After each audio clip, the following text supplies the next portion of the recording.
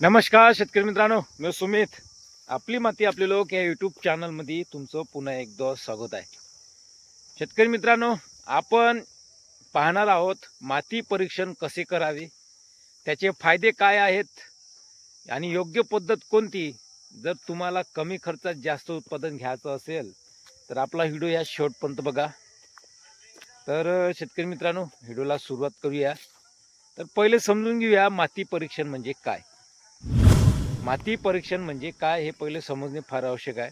माती परीक्षण म्हणजे आपल्या शेतातील माती तपासून त्यामधील अन्नद्रव्य किती आहेत हे जाणून घेणे. यामुळे नत्र, स्फुरद, पाला, सूक्ष्म अन्नद्रव्ये आणि पीएच समजते. यालाच माती परीक्षण असे म्हणतात. जोपर्यंत आपल्याला मातीमध्ये माहिती नाही राहत कोणते घटक कमी आहे, कोणते घटक जास्त आहे, या घटकाची पूर्तता कमी जास्त होते, त्यामुळेच आपल्याला पीक उत्पादनात कमी जास्त फरक दिसतोच, नाही का. तर आपल्याला माती परीक्षण करणे गरजेचे आहे शेतकरी मित्रांनो. तर आपण बघितलं माती परीक्षण म्हणजे काय. आता समोर नेक्स्ट स्टेप बघूया, माती परीक्षण का करावे. आता शेतकऱ्यांना का करावे बा माती परीक्षण, नाही का. तर बघा, खताचा योग्य वापर करता येतो, खर्च कमी येतो, उत्पादन वाढते, जमिनीची सुपीकता टिकते आणि पिकाला योग्य पोषणही मिळते. याच्यासाठी आपल्याला माती परीक्षण करायची आहे. आता समोरची स्टेप बघूया, माती नमुना कसा घ्यावा.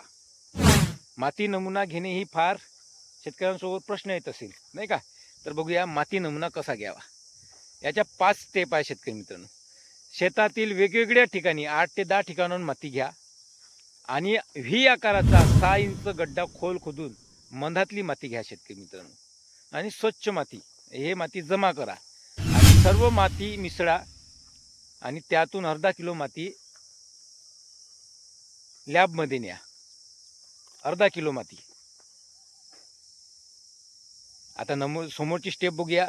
आणि नमुना कधी घ्यावा. नमुना घ्या तर पण कधी घ्यावा याची ही वेळ ठरलेली आहे, नाही का. पीक काढणीनंतर, पेरणीपूर्वी आणि खत टाकण्यापूर्वी आपण नमुना घेऊ शकतो. आता याची समोरची स्टेप आहे, कुठे द्यावा. जवळच्या कृषी विभागात, कृषी केंद्रात आणि माती परीक्षण प्रयोगशाळेत इथे नमुना द्यावा. नमुना दिल्यानंतर याच्यानंतरची स्टेप आहे शेतकरी मित्रांनो, रिपोर्ट समजून घ्यावा. जेव्हा रिपोर्ट येतो तर त्या रिपोर्टनुसारच आपल्याला खत जमिनीमध्ये टाकायला. रिपोर्टमध्ये लिहून राहणार पोटॅश, नत्र, स्फुरद, पालाश, नाही का. हे जे काही घटक आहे कमी जास्त असेल तर याची पूर्तता कमी जास्त करून आपण आपल्या शेतामध्ये टाकू शकतो. त्या रिपोर्टनुसार आपल्या जमिनीमध्ये खत टाकू शकतो आपण. तेव्हाच कुठं आपल्याला पिकात उत्पादनात वाढ होईल, नाही का. खर्च कमी येईल. आता कसं होऊन राहिलं शेतकरी मित्रांनो, आपण टाकत आहोत, कधी खत कमी जास्त होते, नाही का. तर आपल्याला आता समजलं माती परीक्षण केल्यानं काय होते, कोणता फरक पडते, खर्चात कमी जास्त वाढ होते नाही होत, हे आपल्याला आतापर्यंत समजलं, नाही का. तुम्हाला समजलं असेल. आता बघूया शेतकरी मित्रांनो महत्त्वाच्या चुका. बघा, शेतकरी मित्र इथं चुका करतात. ओल्या मातीचा नमुना घेऊ नका. खत टाकल्यानंतर लगेच नमुना नका घेऊ आणि एकाच ठिकाणाची माती घेऊ नका. हे 3 गोष्टी लक्षात ठेवा शेतकरी मित्रांनो. माती परीक्षण करता वेळेस ह्या 3 गोष्टी लक्षात ठेवा. तर जर आपण शेतकरी मित्रांनो माती परीक्षण केली तर आपल्याला योग्य पद्धतीने निर्णय घेता येईल, खत किती टाकायचं किती नाही,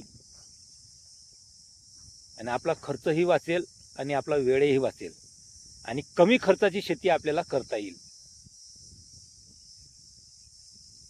तर शेतकरी मित्रांनो, माती परीक्षण केल्याशिवाय खत टाकू नका.